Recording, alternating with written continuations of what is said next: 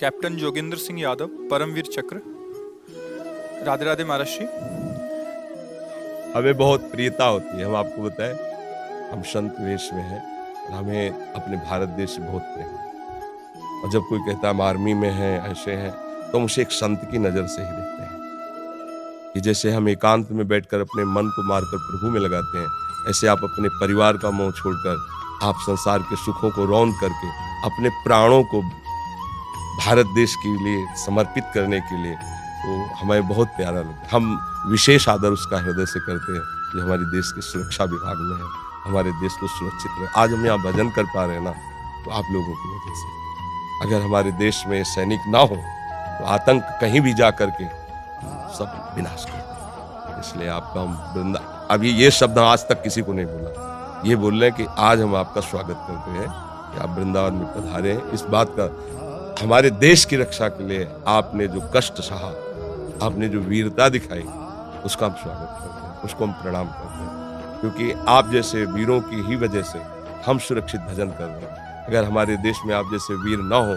उसमें गद्दारी कर बैठे, तो हम मारे जाएंगे। हम जितने भारतवासी चैन से तभी सोते हैं जब आप बेचैन होकर रात में जागते हैं, हर समय तैनात रहते हैं, हर समय भय है, विपक्ष कभी भी कहीं से वार कर सकता है। आप अपने परिवार का मोह त्याग कर, आपको पता है कि 1 मिनट में शरीर जा सकता है, तो आप वहाँ तैनात होकर के हर प्रयास, अभी इन्होंने आपको विषय बताया कि आपने 12 गोलियां शरीर में खाई, फिर भी भारत के लिए हमारा हृदय भरा है आपके लिए, हम स्वागत करते हैं। ऐसा ही शूरवीर योद्धा, भगवान का रिझाने वाला भक्त।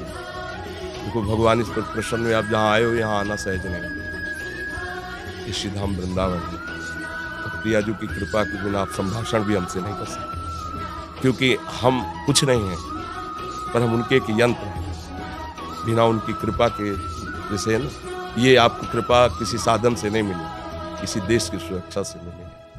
आपको श्री जी की चुनरी और माला ला के पहनाए, विशेष स्वागत इनका करते, क्योंकि हमारे देश के लिए प्राणों का बलिदान करना बहुत कठिन बात है, प्राणों का बलिदान करना। और ये स्पष्ट, एक गोली में तो धूल चाट लेता है, और आप उतने के बाद भी प्रयासरत रहे कि हमारे देश की सुरक्षा में कोई अंतर लाए। इसलिए ये हमारे ठाकुर जी श्री जी का माला है। महाराज जी, पिछले कुछ समय से आपको सुनना शुरू किया है, बहुत आनंद की अनुभूति होती है। महाराज जी, हम भी भजन मार्ग में आगे बढ़ना चाहते हैं, कृपया मार्गदर्शन करें। जो सेवा से आपको समय मिले, तो जो प्रभु का आपको नाम प्रिय है, वो जपने का भाव करें। और अगर आपको कहीं ऐसा अवसर मिले कि नौजवानों को आप शिक्षा दे सकें अधिक से अधिक, भले आप सरकार की तरफ से निवृत्त हो जाएं, तो अगर कहीं भी रहें, तो आपका सबसे बड़ा भजन होगा आप हमारे देश की तैयारी करोगे। गाँव के या अपने प्रांत के नौजवानों को उनमें शूरवीरता भरिए, उनमें देश रक्षा का भाव भरिए। भगवान इसी से प्रसन्न हुए, और नाम जप करते रहिए। और सत्संग सुनने से है कि असत धारणाएं नष्ट हो जाती हैं, वास्तविक बात समझ में आती है। एक दिन शरीर तो जाएगा ना, तो अब जहाँ जाना है उस ठिकाने, देखो कितनी कृपा आपके ऊपर है कि आपने वो प्राप्त किया है। देखो बड़े बड़े पदों में बैठना भी पुण्य का काम है, लेकिन हम उसको उतना आदर नहीं देते, क्योंकि हम बैरागी हैं भगवत मार्ग के प्रति।